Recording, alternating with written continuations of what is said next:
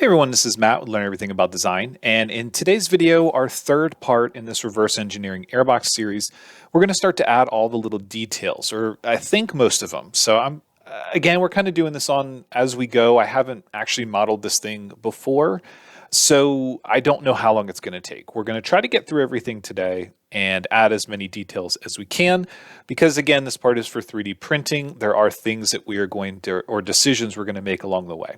Now, if you haven't followed along with the first or second part, I do strongly suggest you start there.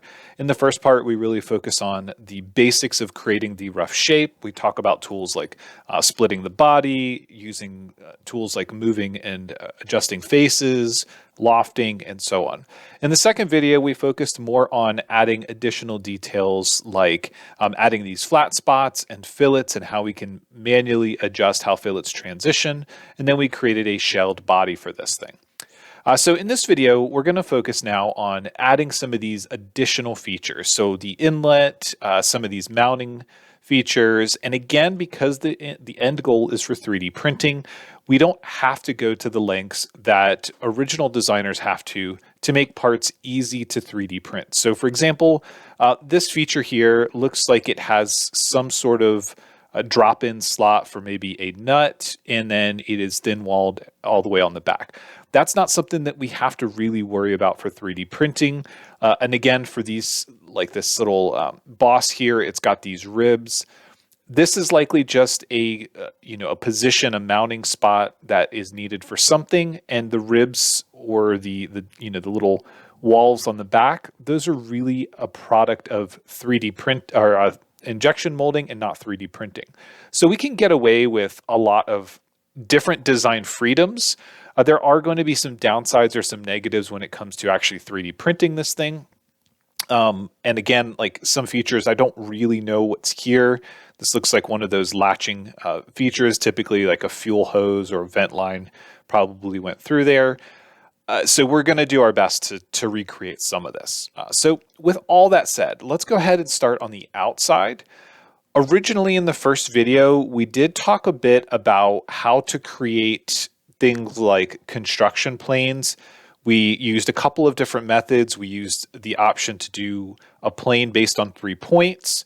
This has to happen by going into the option to do a direct edit on the mesh, so we can actually pick 3 points on the mesh. We also did a basic method where we drew a straight line and we created a plane that was rotated 90 degrees about it. Both of those options are perfectly valid. And again, it comes back to the final intent of this part. If we were using quick surface, which I've mentioned in all the videos, and we will dive into there as sort of like a bonus to this, some of these features are relatively easy to deal with because we can just create a cylinder based on a selection of the mesh, and that simplifies the process. In Fusion, we have to create planes and sketches. We can create primitives, but the primitives, like the cylinder primitive, are not going to snap to the mesh, so they don't really save us anything in those cases. So again, if you want to follow along and you had any trouble in the first or second episode, go to the description of the video. You can download this data set that you see here so you can follow along without missing anything. But I do strongly suggest you go back and take a look at the others. Now, for this inlet here, obviously we need to do the inlet first before we add the opening and the mounting bosses for the mass airflow sensor and some of these other pieces. So generally what I do when I'm looking at this kind of thing is I try to identify things as primary or major features and then secondary features. So these mounting pieces here, these could be done at any point in time. Some of the other stuff that overlaps this original geometry, it obviously has to be done in an order. Things like these clips on the side for a large vent line, those can be done in any order. But other features like ribs on the side of these clips or these areas, obviously there's going to be a process where you have to do certain things in order. So let's start first by going to plane 4. We're going to start or create a new sketch. I don't know why it rotates it this way, but let's just go ahead and deal with it. And then what we could do is we could just draw a circle and get it approximately right? So we have a plane here. We could just start drawing. I'm going to undo this because I also want to talk about a couple of other ways that we can do this. The second way is we could use this plane as part of a mesh section sketch. So for example, with a mesh section sketch, you can pick one of these planes and then we can just drag it back to offset it. And then we've got a circular or a cylindrical reference. So now if we edit this sketch, we'll go ahead and expand that. And we go into our fit curves to mesh section sketches. We can use the circle option, select the outside, select the inside, and say okay. Now the inside and the outside are going to get a little off, mainly because this part right here, so you can kind of see the inside was not a great representation. So what I'm going to do is I'm actually going to delete that inside one. I'm going to take the outside one and add a diameter on it. Looks like it's about 70 millimeters. And then I want to lock it in place. So I'm going to lock it center there. And the reason for that is because now I can make another one at the same concentric location. And it looks like the inside is 65. So we finish the sketch. We bring back our mesh. And we go to our solid tools. And now we can extrude this profile out. Now I can take it all the way down to object, and then I can select the solid body as my object. I'm going to hide the airbox so we can kind of see this. And what this allows me to do is join them together. So it doesn't matter if it overlaps the fillet down here or kind of where it hits, and I can just say okay. That is one way, and obviously I didn't come all the way out the other direction. We'll kind of deal with that in just a second. We can go back and edit the feature, but that is one method. Another method that we could do this is, again, a mesh section sketch. This time, what we want to do is, let's grab this side plane. And with this, what we would do is we would pick up on basically the profile and we would create a revolve. Now, I would actually say in this case, that's a worse solution, and the main reason for that is because extruding up to an object is relatively easy. It's just going to give us a great result by using that extrude up to object. For things like a revolve in this case, we would have to make it longer and then split bodies, and it just would get a bit messier. If this piece did not happen to overlap that fillet, then it might be okay, but because it does, that complicates it. And on the actual part, you can see that it also overlaps that fillet. So, this is, again, it's true to form. So what I'm going to do is I'm going to edit this feature. I'm going to set the extrude direction to 2 sides. And then for the second side, which is this, I'm just going to start to enter -5 millimeters. So that way it gets this arrow pointing the right direction. And then I'm going to pull it until we get to the end. Looks like about -20. That's going to be close enough for me. I'm going to say join, and we would still need to add this lip here. That lip is obviously there so that when you put a rubber hose over it and a clamp, you've got something to prevent the hose from coming off. I'm not going to worry about that just yet. We'll deal with that in a little bit. But for right now, at least we've got the basic structure here.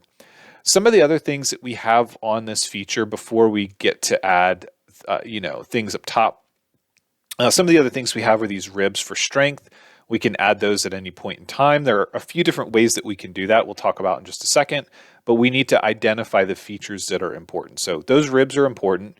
The mounting bosses, as well as the opening for the airflow sensor.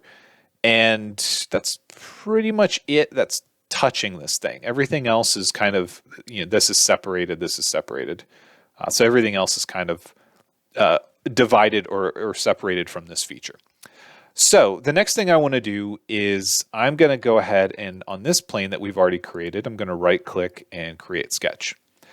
So before, as I mentioned, we did like a mesh section sketch to get the true size. For this one, I'm not going to worry about that. I'm just going to manually draw it to get it close enough. And then I'm going to use my dimension tool, and it looks like that's 30, probably 37. And again, if you have the actual airbox, then you can measure this.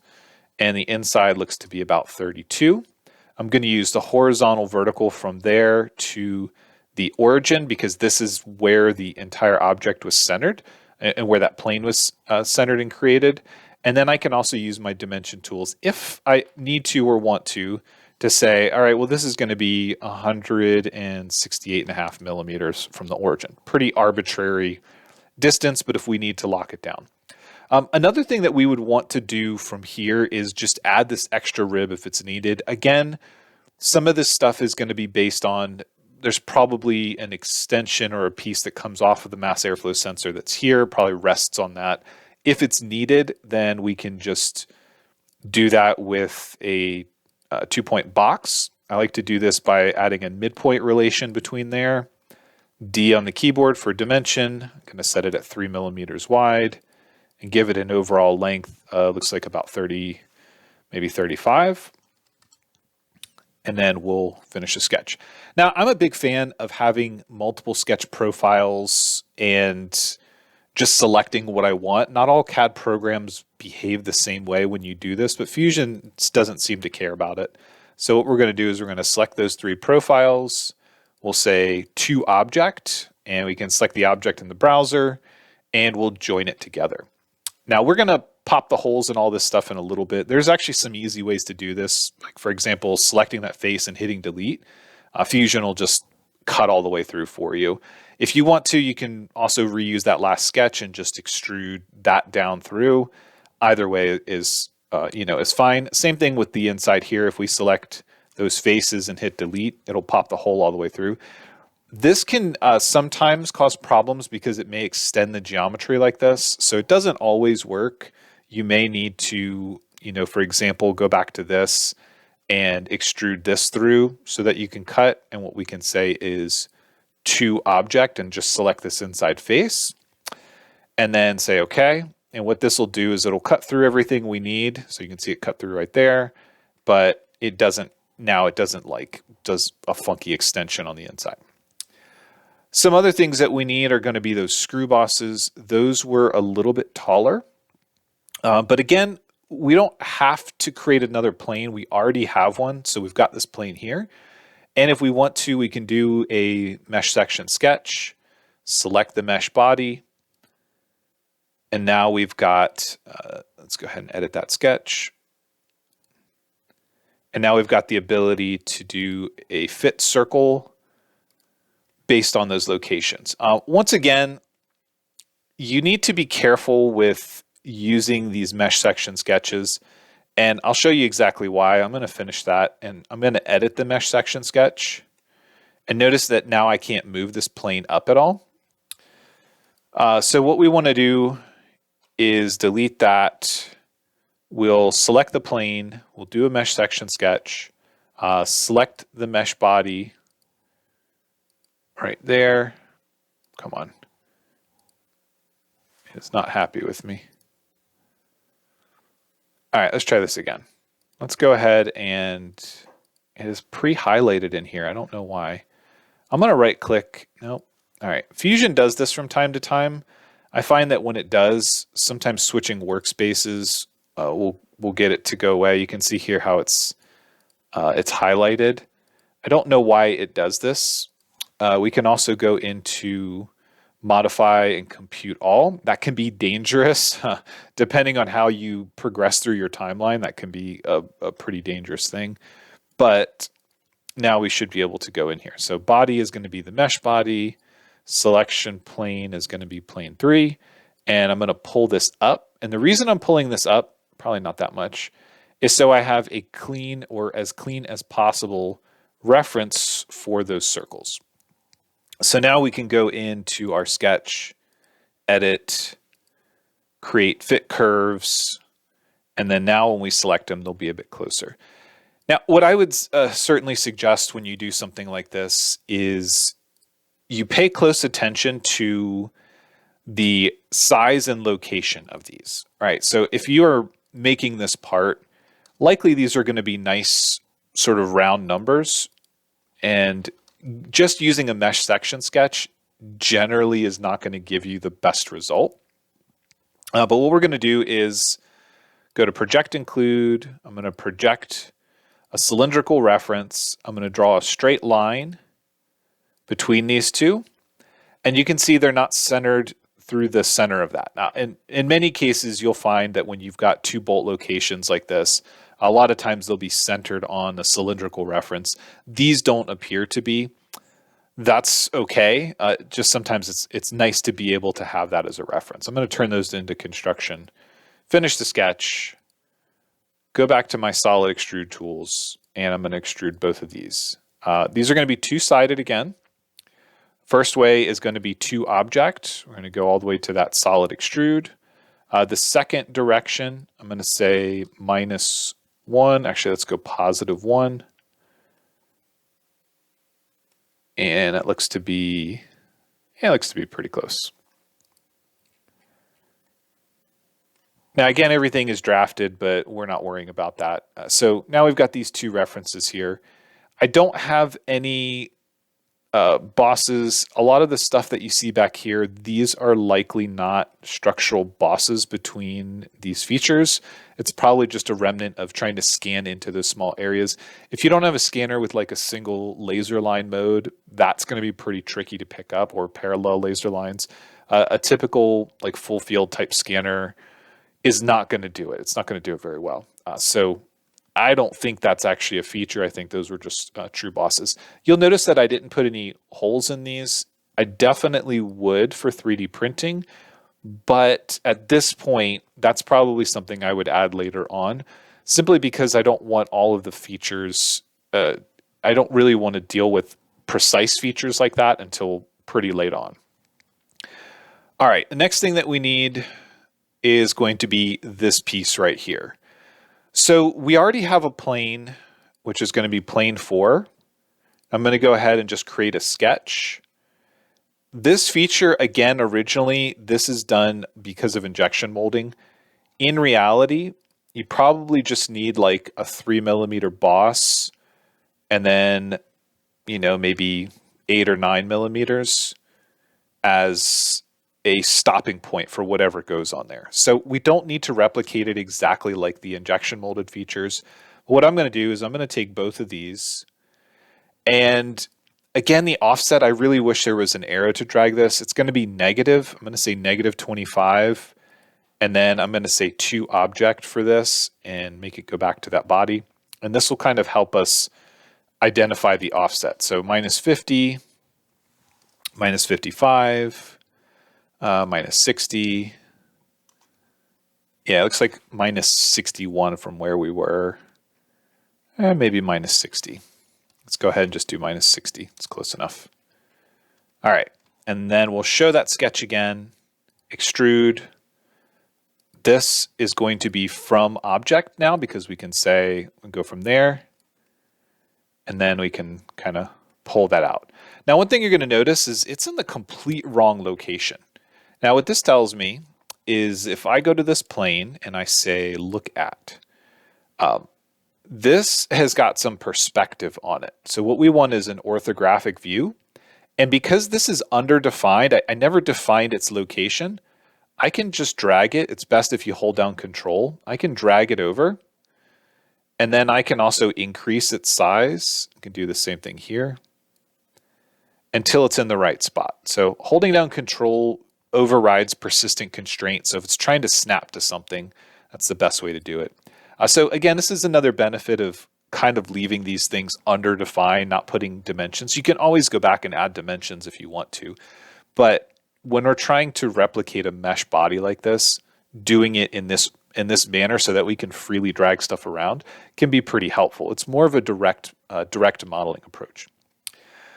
Now that we've got that in place, I haven't added any fillets or anything. I want to add these 2 additional ribs. Now, in reality, they are going to match this. So I'm going to start a sketch here. And because we're now in orthographic, we're not in a standard front, left, or right view because we're slightly off angle. So going to that fully orthographic mode will give us a better representation.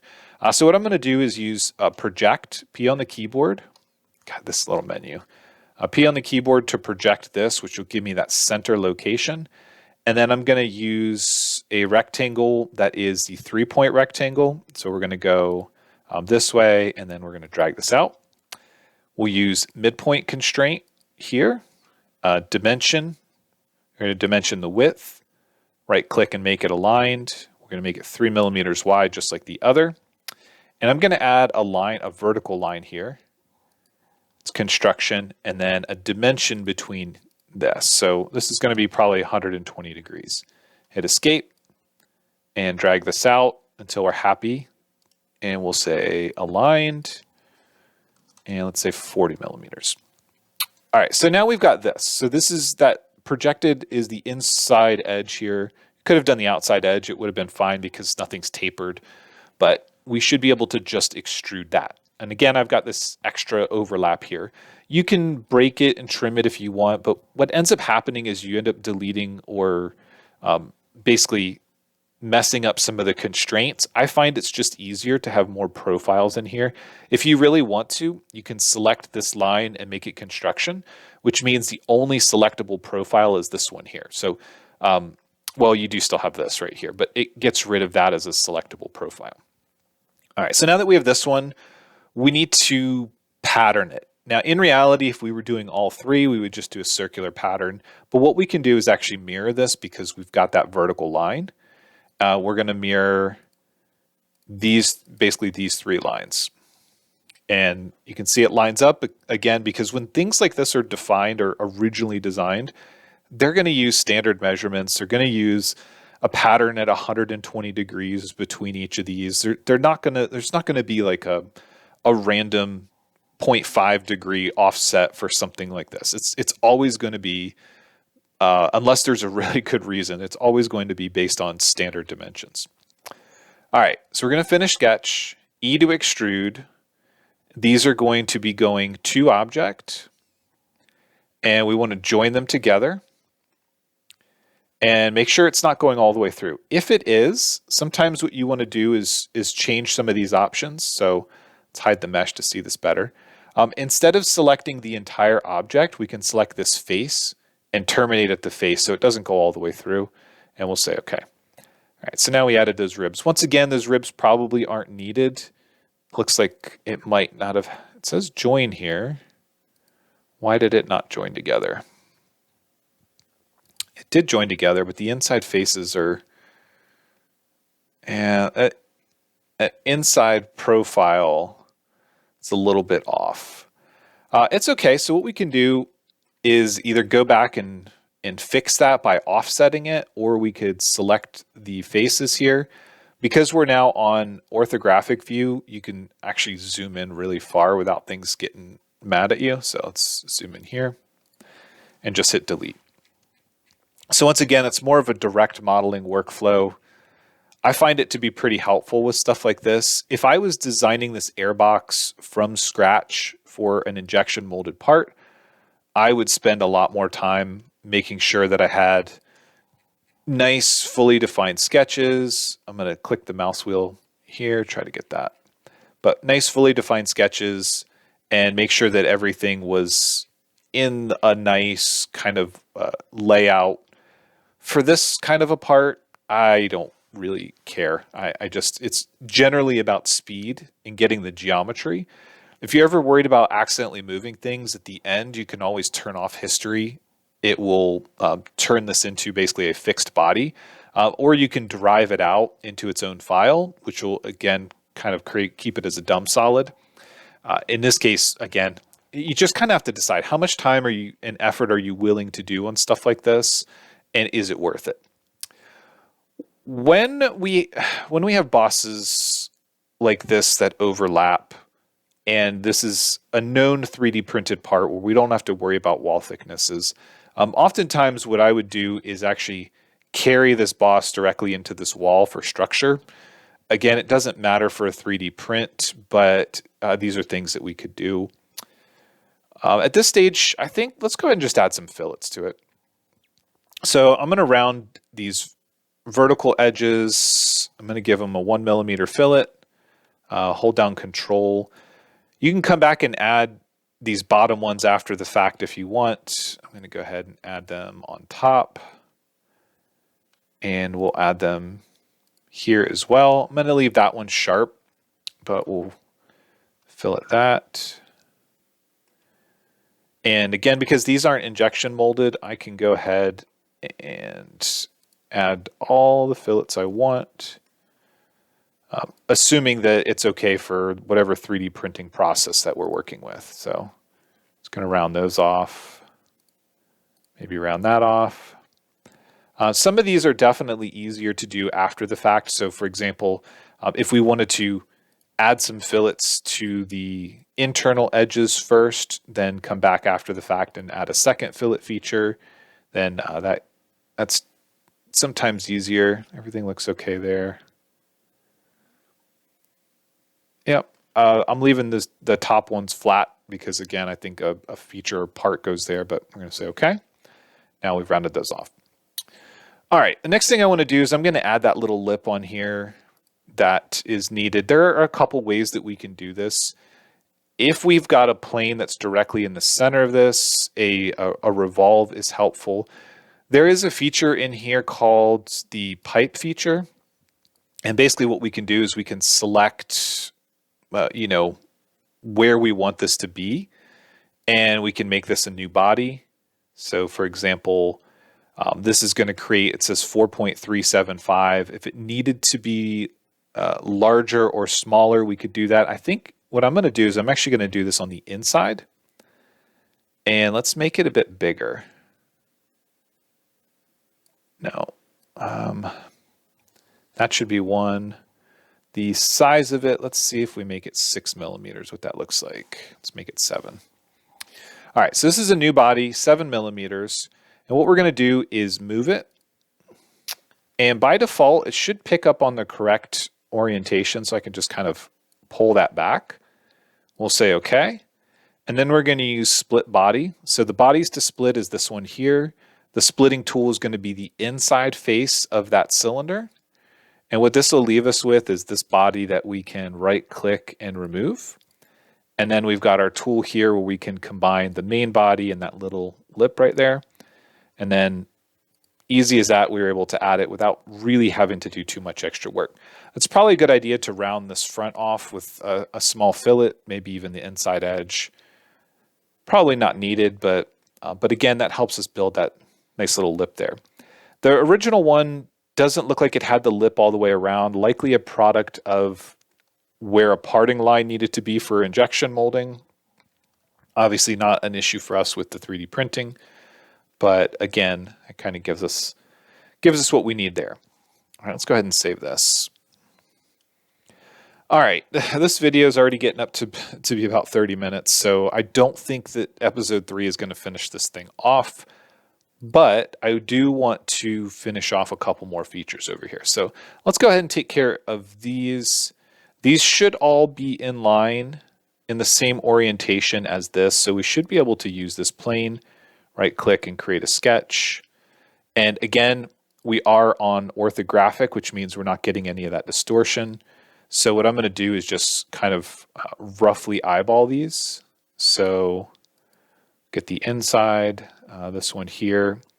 Again, this likely had a nut or something that dropped into it, and because it was injection molded, it had to have all kinds of features.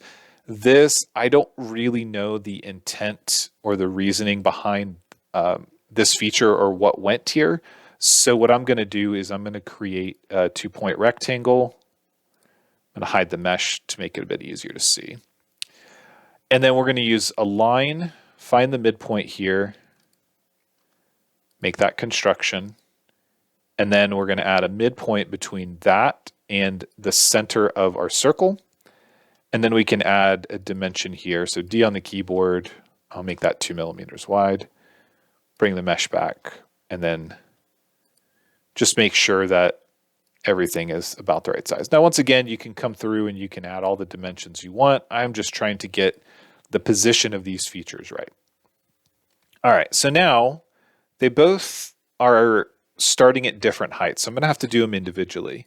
So we're going to extrude this one first. I'm going to start to pull it back. I'm going to say to object. So we're going to go to that solid body, but it needs to start offset, or we need to split it later.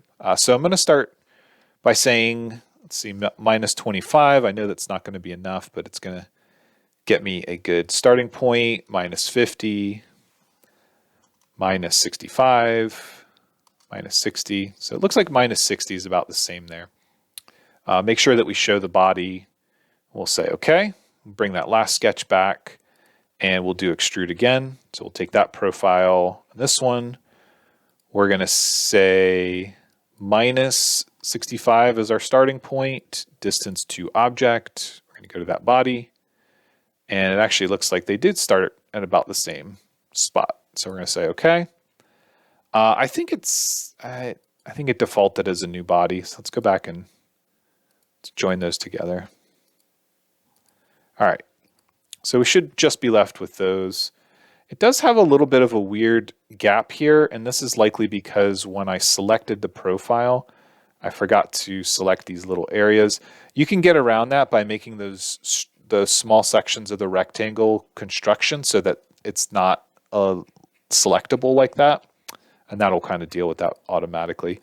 And then we're just going to add some fillets. Go ahead and F on the keyboard for fillet, 1 millimeter. I'm going to do that to all the inside edges. You can select faces as well. Sometimes you might get an error like this, and if that happens, then what I would say is focus on these vertical edges here, and we'll do that one as well, maybe on the outside. And we'll say okay, and then we're going to do a second fillet. 1 millimeter might be too large because of the way it transitions into some of those corners, so you might find that you just need to do them as two different operations. So once again, just kind of rounding those things off. So that gets us pretty close. Again, there are some additional things. If there's a nut that needs to drop into there, then we'll need to do a cut to go through there. We don't need to match this pocket back here. All that is really doing is allowing for injection molded tools to fit into there. Not an issue for 3D printing. The only thing that you might run into is that for strength reasons, you may find that infill in those areas is a problem, and cutting a hole or putting a little pocket there will actually build up additional walls to make your part a little stronger. So you might find that happens. All right, so let's save it before we lose anything. All right, so since we're 30 minutes in, I'm thinking that's probably a good place to stop this video. I would consider adding this feature, but it ties into this latch up here. So I think that's going to take a little bit more time that we have to deal with. We also are going to have to take a little time with those two. There's not much left, but it's enough that I think that it would probably add another 30 minutes to this video. So I think that's where I want to stop this. Oh yeah, the internal walls as well.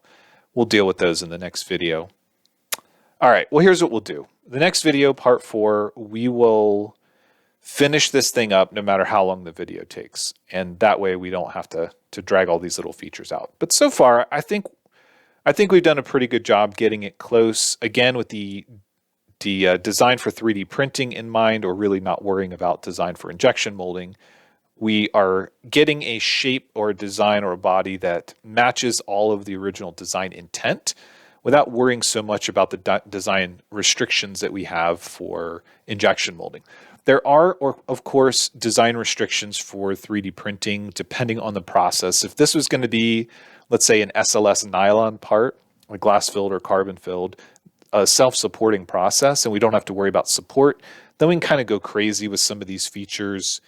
If it's going to be desktop FDM, like a bamboo or something like that, then we start to have to worry about things like support materials and the print orientation. So you might find that you maybe end up printing it on this top. Let's go ahead and just flip it around this way.